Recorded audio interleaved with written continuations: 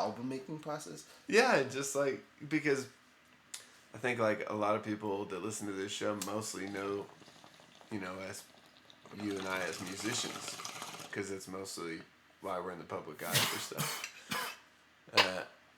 And so they might like to hear something about your goddamn music. It seems to me. Yeah, I music is very like. Do you write out like your chords and stuff like that? Yeah, if I'm doing, usually I end up doing a chord chart, even when I'm working just by myself. Even when I'm just the only guy on the track, I'll still do a chord chart so that when I'm jumping onto another instrument, I don't have to think about that part of it at least. Got you. But, dude, my songs are they're different than your songs, man. I'm from the country and shit, and like, in the cowboy way, like, they're a lot of just kind of like 3-chord songs. So how are they different? I think like your stuff is way more intricate. Your musicianship on your guitar, your approach is much different. Mine is, I would think, more traditional. That's funny because I think of mine as very simple, and you're. Well, I feel show you what I mean because here's a goddamn guitar right here. Is there a pick? I bet there is. Yeah. So like, when I'm playing a guitar, I'm thinking about my favorite people that have ever played guitar and what I liked about that, and I want to filter that into this guitar to make art that I like. So I'm thinking of guys like Butch Hancock, or even guys like Sturgill Simpson or something like that. And all the guys I grew up around when I was a young man getting into this business, they were country guys and shit. So I played.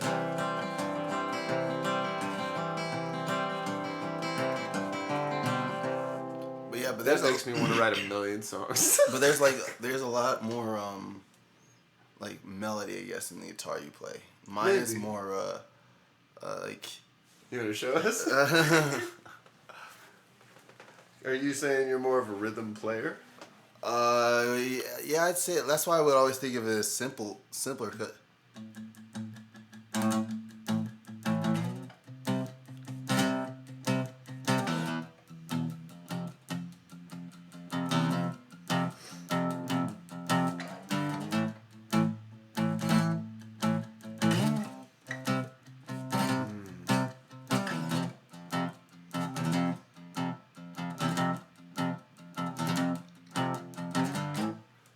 So it's definitely coming from a different sensibility. Yeah, I like that, of course. It's I don't know, when I write guitar, it's like thinking of like definitely just trying to find phrases for vocals. Like I don't know, it's so like, and I'm always trying to like create like moments. I always call them like just like points, like drops, stuff like that hits harder. Like that makes you moments. That makes your stomach feel a little different when you hear it in the big setting. Oh yeah, that's why I always liked the like that big C major 7. I'll often hit at the end of a tune. It's just got this big open kind of. Oh, that's all the notes I ever would like. Yeah. I just think that shit's that's the best. It causes a physical sensation. This is the chord I mean. Oh yeah. Oh man, a million songs like that, please. How many times can I play that chord in my career? Turns out, a lot. A lot. Yeah, because I was mostly the rhythm guitar player with my previous band, the Prairie Scholars. Because I was playing with this musician who could just do anything on the piano. It's much more. It just seemed like my job was to play the drums and write some lyrics and stuff on this guitar, And so that was my style for years. But now that I've been playing by myself again for, I don't know, all winter and now into this next winter, coming up on a year that I'm kind of doing these solo gigs, I'm loving it, dude. And I'm just loving having the space to kind of experiment with my guitar a little bit. And the new band I just put together is called Heavy Ghost. And it is more like that kind of playing that you were doing. It's more chunky kind of, I don't know, heavier music. Yeah, I don't know how to explain it. It's like it's very much accent driven, rhythmically driven. And yeah, I don't know. I always but I like uh I like all kinds of music, and I don't know exactly what kind comes out in my guitar playing the most though. Um, I know what kind comes. I know what kind comes out in like vocals and stuff like that. Yeah. But guitar is a little bit harder to pinpoint sources. Like, you get like punk, little progressive rock in there. It's but we're talking about like writing albums and like finishing projects and stuff like that, and and it's just interesting trying to I don't know start to really pay attention to the details of like what you're playing when you're doing that, when you're putting like the track list together, like you got all your different emotions that you got in the album, and so it's just interesting where Native Station is at trying to I guess put that all together cohesively. So you mean like flow and feel? I mean, albums are really complicated things. Though. I think a lot of people know that they're tough to record and whatever, but it's a very unique experience to try and record an album.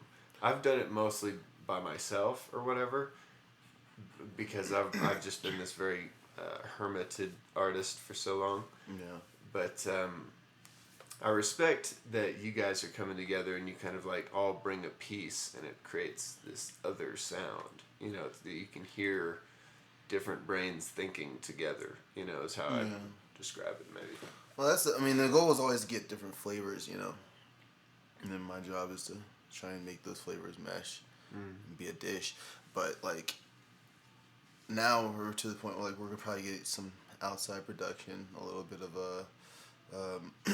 It's you want to find out which songs make it, because we have a bunch of songs. Which ones make the cut, which ones don't, which ones are thematically within that lane you're walking on this album. Which ones are kind of in the woods and need to be either brought back in or just saved for something else or thrown away. Like that's important too. Like the ability to discern when it's time to throw something away. Often we as musicians get real tied up to something, and it gets hard to be like, all right, I'm gonna just toss this. Yeah. And I myself have I probably go the opposite way with that. I probably throw things away too easily. There's probably some really, really great songs that I think we've probably thrown away, or at least I've thrown away earlier in my career. Man, but that's getting experience. Come back around, and practice is never lost. That kind of stuff. Well, you learn better when you grow how to like refine songs or take the parts that are really good about a song and make them stick out. So like when you're younger, you don't realize that. You're like, this whole thing sucks. Let me just throw it away. Yeah, or this part sucks. Let me just kind of like tinker here and there and twist these parts, and you're not. I myself, younger, was not patient enough to do that. As I've grown older, though, I've got there's a certain craftsmanship that comes with it, and you've got to be strong-willed and flexible at the same time. Yeah, I think that's right. Yeah, I think I was kind of the same way. I mean, I think there's a lot of young songwriters that are just like, you're just unrefined. You just, you're I can't tell you how many times I've heard just someone say, "Oh, I don't edit my songs. It's got to be like the emotions right there." Oh, really? Like just like that, and I'm like, I was there 2 years ago, and I understand exactly, that feeling. Yeah, I don't edit my songs. I don't. And I always felt like, now, for this album, there's some songs, there's probably been like 18, 20 versions of. Good. That doesn't sound like bad. That sounds like somebody finding just the exact right thing. Oh yeah, and it's more preciseness. It's trial and error and trying to find the right feel for each thing. I mean, piece is a piece in the art, so it's like you gotta do it, and we want to do it right. So. I value the editing process so much, dude. The editing process is oh man, that's where you can really do your best work. For me, and this is a pet peeve of mine. Like, so we've been going into studios lately, and just like you talk to different producers, owners, people like that, engineers, and a lot of them are just like, there's this very jam band mentality of like, let's get this, and this live.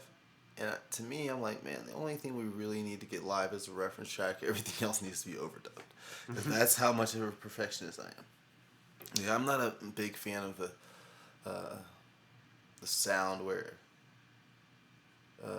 I like everything to be very polished, very much. That makes all the sense, dude. Because they call it going on the record. Just with your art, you're publicly like cementing it and saying like, this is what we are, this is what we were. I don't want my albums to sound like we're playing live, you know.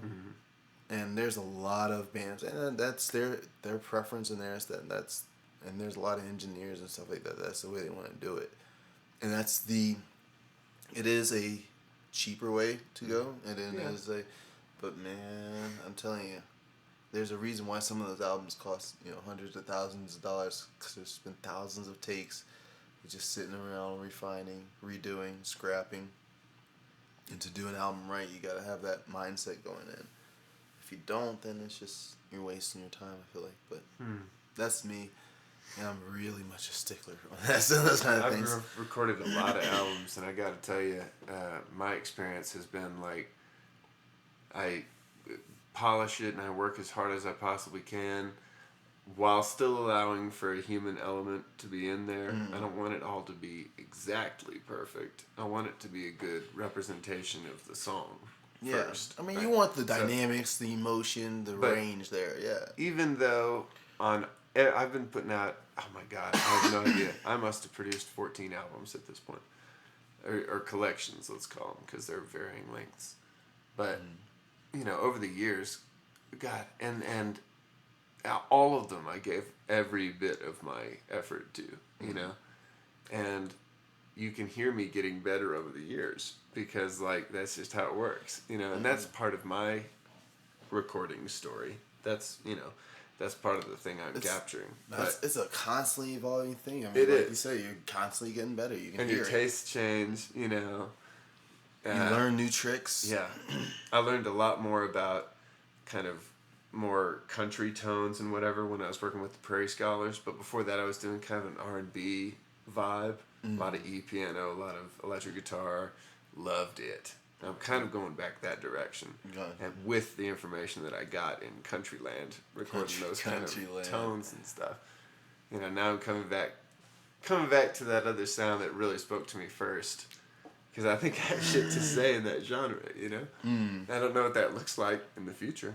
But I know that my album, the song that I have recorded, I'll play it for you before we go. It's a fucking, ooh, you're going to like it. And if you don't, I'll just curse your name. I like producing things. Yeah, it's like producing shit is fucking fun. Recording and mixing and mastering is as fun as watercolor painting, dude. I gotta tell you, and they are both a blast. And the other thing is, too, like Native Station has, you get to sort of define yourself a little bit better as you're recording. So absolutely. So that's part of the process too. I think as we're going through, being able to do that, and it's important, but it's also it can be taxing if you're not extremely careful. Totally, because you still got to be able to give in, because you're still working on a team and all this. Working with other folks is tough in the arts. And you're still doing that, and we've been playing live like quite a bit, so trying to integrate all that while people start getting confused, like, all right, are you changing this now, or are we so yeah, well, you've got a great band, and I'm sure that the recordings are going to be fucking stellar. Yeah, well, I'm really excited about what we've got working. I think it's going to be, we're trying to make it something that sticks out, helps. It's one of those waves in the rising tide of the area. Yeah. Yeah, man. The way that I see your next album anyway is like, we know it's going to be good. The question is, what direction are they going to go with it? You know, what flavor of good is it going to be? You know what I mean? So I'm excited to hear it. I'm sure a bunch of folks are. It'll be fun. Yeah, we're looking forward to it. That's awesome, man. I'm doing this weird buffet of tunes in the next phase of my recordings. They're all just a bunch of singles in varying genres I'm just into. Songs I want to write and I want to produce. Nice. I did one called We Build the Gods. Came out a couple months ago. Got on the radio and stuff. It's about the robots overtaking humanity. I have another song about put that. Any visuals to that? No, I haven't. But I'm thinking about it, you know. That's a pretty good one. Yeah, I'm always considering it. I've got a few songs that are kind of like in the hopper. Recorded mostly, just need some fresh takes and stuff. And I'm just going to put them out as singles because they don't belong together at all. You know? That's the hard part about I mean, it's a good thing that we're in the world of singles too, though. Like you can kind of just, I'll do it this way, and just put out a song. And just it can be out of the blue. Yeah, it's not that expensive to release a single. No. So it's not prohibitive really in any way, and each song gets their little moment to shine instead of being like track 16 out of a 17. That is the thing. You know, people's attention spans are not very long. Yeah, not very long at all. I'm pretty excited though. I like putting out the singles because I don't know. It just lets me focus on one thing at a time, and then I'll be like, in a couple months I'll drop this other song that I've already got in my fucking vault. You know? There's so much that goes into an album in terms of like tones and there's and mastering it all together. Yeah, getting levels same. Yeah, all the it's gonna be loud or it's not, but like each song, this way I can kind of approach each song by itself and be like, I want a different flavor of mastering on this kind of a song, you know. So I've got like this super psychedelic piano song, piano tune, and I'll play it for you when we get off the air or whatever. But oh man, it feels so good. I'm so glad it doesn't suck assholes. Because at first I was afraid it was gonna, because I just wrote it for fun as kind of a writing exercise. And I was just going to throw it away, you know, like I do so many other songs. But I'm so glad I kept it around because it has blossomed into a real song. Nice. So it's always satisfying when that happens.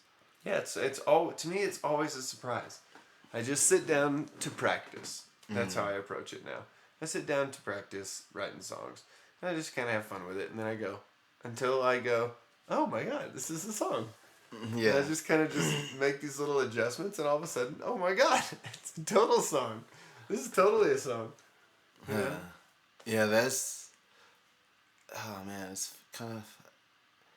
People always ask me how how songs come about. It's like they each have their own unique, way. Sure. Sometimes it's a riff, sometimes it's a line, sometimes it's just, a melody. There's a reliable way to get into the mind state of writing a song. But how you get ideas is your own problem, basically. My advice is always just like, ingest more ideas.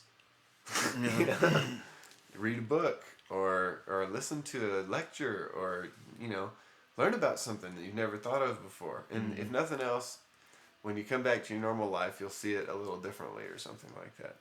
And that may be just enough, like comic books, reading about Captain America doing something or other might just give you enough of an escape to come back and have a fresh perspective.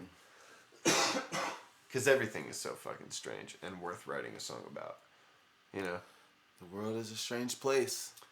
Yeah, man. I just wrote a tiny little poem about my flowers in my garden because I've been so busy. I think I just neglected to water them enough. And my Crystal Palace lobelia, my little purple tiny little flowers, are starting to wither. And so I wrote a little poem to commemorate that.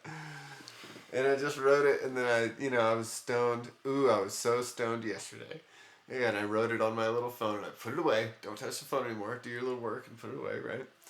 And then I later in the day I took a little screenshot of it and sent it. It's all like punctuated and that kind of stuff, but it comes from the heart.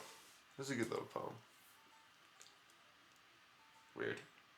I don't know. But I don't know where. Like that could be a song. I could go back and grab that and be like, I like that little poem. I'm gonna do a song. Yeah. With it, you know. Yeah. Do you write Do you write in your phone or in a manual, like a physical notebook?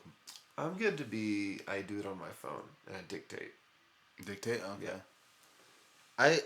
Yeah. I used to use my phone a lot. I haven't. I mean, I used to use my notebook a lot, but now I've been using my phone more. Mm-hmm. A weird thing. Now, I'm not really good at remembering things. But a weird thing has been happening lately where the last couple songs lately I just haven't written down at all. Or not in the least my in memory any, won't help me with that. Not at least in any sort of like final form. Like I might like just play around with like lines or stanzas on my phone, but really? Like there's no, and that is often interesting. Oh yeah, man! Wow. So like there's in fact it's been like that. Not even like the last 15 songs. Jesus, 15 of them. That's a lot, dude. That's just like not even memorizing. That's getting the gist of the songs, basically. That's awesome. I can't do that. It's just like that's just how it's been going lately. Like, but like, I'll be terrible remembering something else. But it's just those things. Yeah. I cannot remember lyrics very well. And let me rephrase that. I have trouble sometimes remembering lyrics. A little more positive way. Oh. Lyrics are weird. Like if I don't get like the first line, like going into a song, I'm so screwed. Yeah. Like it's like a flow. It's like once I get like the first line, it's like just diving into the pool. It's like, all right, now everything is cool. I can swim now. But if I don't get that first line, then I've got to find some way to, Interesting. Yeah, I would. It's like the file tab, yeah. I went through a phase where we were in the Prairie Scholars, and I would forget lyrics. And I would just make up new lyrics, you know? Because I'm a good songwriter. I can write songs pretty much on the fly. So, like, once I realized that I'd forgotten, I only need about 4 seconds to start, like, writing new lyrics or whatever. And we still get to the same place, but we got there a little different way. Yeah. And then that started being so addicting that I would just sometimes do that. Yeah. You know? I've done that a couple of times live, and but I'm trying to get like some more harmonies, and that just screws up. It screws up the harmonies for sure. It does. In a nice verse or something, when it's good in a nice spot here. But like after a while, my keyboard starts looking at me like, "Dude, what are you? What are you doing?" Yeah, well, that's good. Accountability is good. Yes, it is. Yeah. So I'm getting better about it now. I'm doing so many new songs in my shows. I'm keeping it pretty fresh because I'm doing a bunch of solo stuff. So it's just one dude that has to kind of learn them. Yeah. I've been bringing lyric sheets with me for new songs and stuff, and I've been enjoying that a lot. Like that? Yeah. I love it. It feels so good. Play a bunch of, I'll play a Flaming Lips tune if I want to or whatever. And, I can kind of learn it, but I don't really have to devote a lot of my brain to it because I've got it right there, Once I see the page, I can pretty much go on autopilot. But somehow having that little crutch makes it even easier to keep the songs rotating fresh into the show, And it's just me now, and I'm not trying to play all my old material forever. So I'm trying to, tread water until my new songs catch up. And I wish I had a better keyboard. That's something I wish. Because I'd be playing the fuck out of that at my shows. I often wish I had a better, like, a synth that I could modulate and easily, But, man, they're expensive. Golly, they're so expensive. And just, I'm just looking for one with, like, an E-piano tone that I can live with. And then I'll do a million songs. I'll get pedals to get it the rest of the way there or whatever, but like weighted keys is good. And weighted key. One E piano tone that I can live with, I can do a whole career with it. I promise. but I'm just not there. And I know what they cost because I bought them before. But They are, you know, especially adding the weighted. on it, you know. You add in the Put weighted about $2 keys. grand on it, and you'll feel really good about having it. You know, it's a good thing to have for sure. Yeah. There's a lot of things I want musically, equipment wise. Man, the amount of guitars I want just for tones and stuff is at least I need to get a Fender Strat, and I want a Dan Electra, and oh man, there's a couple guitars that I'd like to have. What Rickenbacker. Oh yeah. Just different brands, that have unique style, sounds to them and stuff like that. But it's hard to guitars $1,000. A good guitar is $1,000 plus, so it's 1,500, 2,000 sometimes. So it's that's for me at least. Just I'm not balling like that. Me either. Nope. Over the years, I've collected just enough to have things for the studio. So I have a bass guitar and I've got a little slide guitar basically, and then my acoustic and my electric. My hollow body electric, which I love. Yeah, I mean, don't get me wrong. I love the guitar that I use mostly, my semi-hollow. But in a perfect world, I would like to have just some variation. Yeah, just I feel like that's good. I wish I could have weird artistic guitars, or I could paint them, or have a few of the same. If I could just have a few more of what I've got, which is about a $600 guitar, then I could paint them up or something. I'd feel really good about that. But that's not part of my life right now. Maybe in the future. That's not an expensive dream. I think it'd be cool to have a lava lamp inside your guitar. Lava. There's man. It's like a clear There's guitar. so there's guitars that have the synth pads on them and stuff like that. Yeah. That's pretty cool. Fuck yeah, those are amazing tools. I can't imagine how much money those are, because they've got it's like a touch synth pad. It's not even you don't have to press a key or anything. It's just like a touch pad. Wow. And it's a good I saw him using one. Wow, dude, that's amazing. I don't understand. Technology. Yeah, I just think it's amazing. Speaking of technology, maybe let's get into a couple things before we wrap up. All hail NBA the robots. 2K19 came out. What's that? NBA 2K19 came out. Ooh, basketballs. Yeah. So the NBA it has basketball. begun. That's the first game to drop. Second game is going to be FIFA. Oh, Spider-Man has dropped too. After that, that's already gotten really good reviews. Should we take the Nuggets all the way? Take the Nuggets. Listen, I've already got my player, and I'm on the Lakers, where I rightfully belong. If I start a Nuggets guy on my PlayStation, can I play your team? If you have 2K19, you can. Yeah, there's a whole bunch of things you can do. You can start a player, and we can play online together. My team will beat your team. Shoot, you can have an ultimate team where you collect cards and make your own. That's the. But that's a cool idea. From about the world history or whatever. FIFA's coming out soon, and that's what I play a lot on. That is FIFA Ultimate Team. I want to have Mike Tyson on my team. I know he's never played basketball, but I think that you put him at the post position, nobody's going near that fucking. What person would be best at another sport that didn't play another sport? Mike Tyson at basketball? Bo Jackson, he could Bo Jackson that shit because he's maybe not now because he's old, but in his prime, dude. If you're just don't kill him, Mike, but do take that ball from him and don't let him shoot it at all. Oh, wow.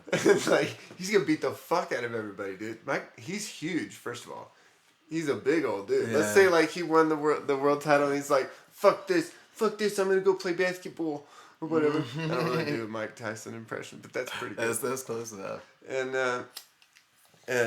yeah, that's who I'd choose. Why? Who are you choosing? Well, Larry Bird gonna play on the Rockies? No, I was gonna say he's getting the threes. Man, so hand-eye coordination has to be pretty good with Jerry Rice, right? Oh Ted Thomas Wells or Randy Moss. How would they do a baseball? They got power, but I don't know. Like, so, like, what if they were like an outfielder? fast. What if they were like an outfielder? Jerry Rice, you mean? Yeah. What if Jerry Rice played center field? That'd be pretty good. That's all I'm saying. Randy Moss played center field. Okay, Randy Moss I'm not as familiar with. Well, he's faster than Jerry. Well, fun. No, I don't know much. I know about Mike Tyson though. And Well, he'd beat the fuck out of anybody in any sport because he's Now, amazing. Mike Tyson would probably be a good catcher. Yeah. Saying when he caught the ball at home plate and then he tried to run over the catcher, he would just punch him out. He's like saying awful shit to the batter the whole time. The umpire's scared to call anything but a strike. Have you seen those old interviews with Mike Tyson? Where he Those talks scary about ones? eating your children Yes! and praise. I'll eat your children and I'll praise. eat your children. I'm gonna stomp on their testicles. You know, dude. I'm impeccable. I'm Dude, ruthless. He's an amazing athlete. No one can stop me. Bo Jackson, he did multiple sports, right? Bo Jackson did. Isn't he like one of the greats? Mm-hmm. Bo Jackson is up there in terms of like multi-sport athletes. Tracy McGrady tried playing baseball, just like Michael Jordan did. Here's a good question. When you heard that Michael Jordan was no good at baseball, what was that like for you? Because I had a reaction to that in my childhood. There's a notch down. You were bummed out. It was a little wind out of your sails, right? It was just a little bit like, oh really? So he's human. So he's human. He But picked like the one sport you don't jump in. So Michael Jordan is interesting because he was like cool and all, but I wasn't really into basketball as much with him. It was Kobe who I was a big fan really? of. Yeah. How did I'm you a feel huge that Kobe went to go Kobe play fan. for the Houston, baseballers or whatever the team they are, Astros? Oh yeah. And, That'd be and he terrible. sucked ass at Terrible idea. Wouldn't that feel bad? That's why I was happy when he went and made that little short film and actually won the Emmy or whatever. Oh really? Yeah. I was like, yes. I didn't hear that. Yeah, Kobe's got an Emmy, I think. Really? Or an Oscar. Good for him. He's got an Oscar? Emmy or an Oscar, one of the two. They're Actually, both pretty amazing. Which one is it? We'll find out. Because I don't know. I believe That's a pretty good. Because like Michael Jordan was in, Space Jam, and I don't think he won. he did not win any. Yeah, no, Kobe has an Academy Award. Wow, dude. Yeah, for best animated short film. Wow, he's an animator. Like he has a studio and shit, but like he's not. I don't think he's really an animator. Like I think he wrote this like poem that was in this like. Oh, he's a poet. This makes me like him. Now, when the Denver Nuggets crush him, I will feel bad. Oh my! We crushed the soul of a poet, boys. We crushed the soul of a poet. Gentlemen, let us weep for the soul of a poet. Weep for the soul of a poet. Yeah. God. And, Poetry's how I got into music. oh, really? Well, I mean, my mom made me do like boys choir and stuff like that when I was younger, but like this type of music, like making, like actually me making it, that's poetry. I was looking for a way to something to put my poems in. Wasn't paying attention in class. Yeah, that was kind of my experience too. And it's fun to play guitar, as it turns out. Well, and if I'm quite honest, like guitar was not like huge on. It was always more on my cousin's like list. I thought it was just like a cool way to pick up. Would look cool. Yeah, but, it works. But Definitely works. But I really didn't get into it as much as I probably should have it as first. There's still time. Yeah, but maybe I can learn. Yeah, I'm trying to get better all the time, man. I'm getting better at piano right now. I mean, I play in a band with like a very, very good guitarist, so it's always constantly challenging. My cousin is up there in terms of technicality and ability, so it's like, I don't think I've really met anyone who's above what that man can do. So like it's like constantly like a pressure, like you gotta make something better, you gotta do something better, which I don't mind. I like that's that. good. That's a good motivator. Yeah, I like that. I've always fed well off of that kind of thing. I like pressure. The lack of pressure is kind of what gets me. Like when there's no expectation or nothing like that. It's like, eh. But music, there's always like you can create your own. So. Yeah, I don't know. Yeah, I don't know how I feel about that. I get bored. I feel bad if there's no pressure. That means nobody's waiting for your product. Yes. So that's a drag. I've been in that position. You know, my second. Yeah, I mean everybody has. Where it's like you're just like there's no. My second full album was a spoken word poetry album. And boy, that sold like hotcakes, as you might imagine. It sold almost as many copies as you might think. Which I hope you're thinking a low number for this to be true. And I don't know. I don't release stuff because I think people are waiting for it. I think some people must be interested in my next album, but like mostly, it's just gonna come out anyway because I'm alive. Yeah. No, that's the interesting thing about music. Like, it's gonna come there because I just like doing it, first of all.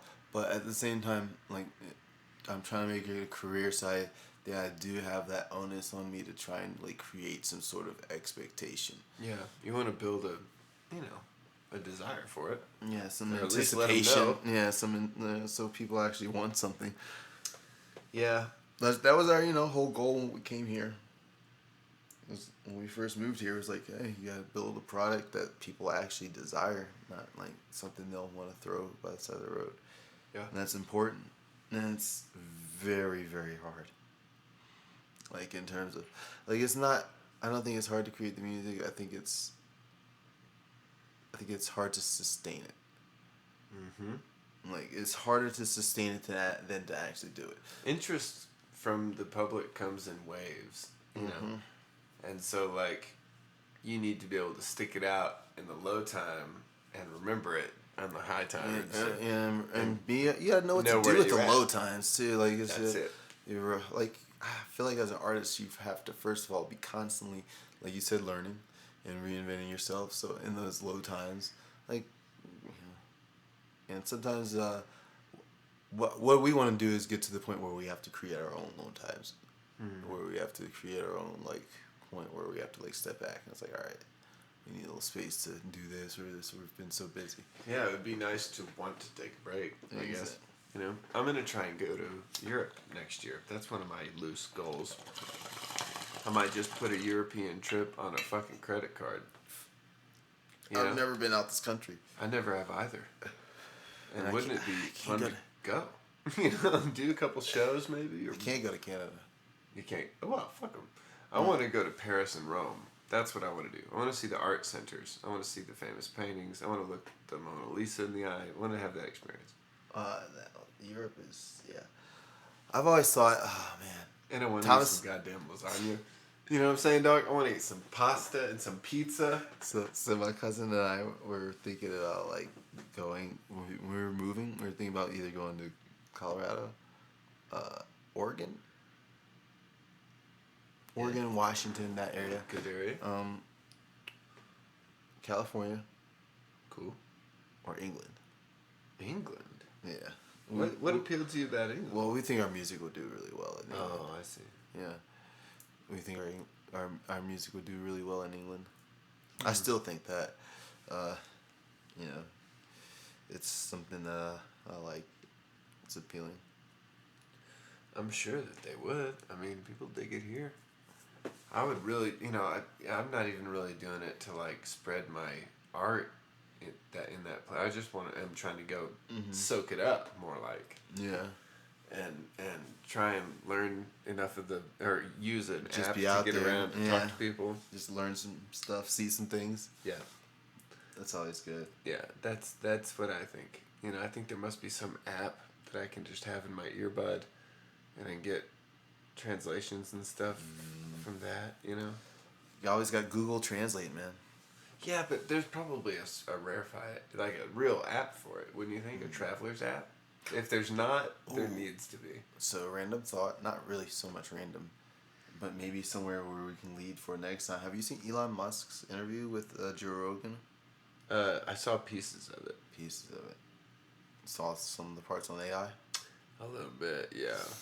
Alright, so maybe we should talk about that next time. Yeah, that is my favorite topic, of course. Alright, so I think that's a good place to end for this week. My name is Greg. I'm Ando. This is the Late Weekend Show, and you've been listening and hopefully enjoying. Have a good one.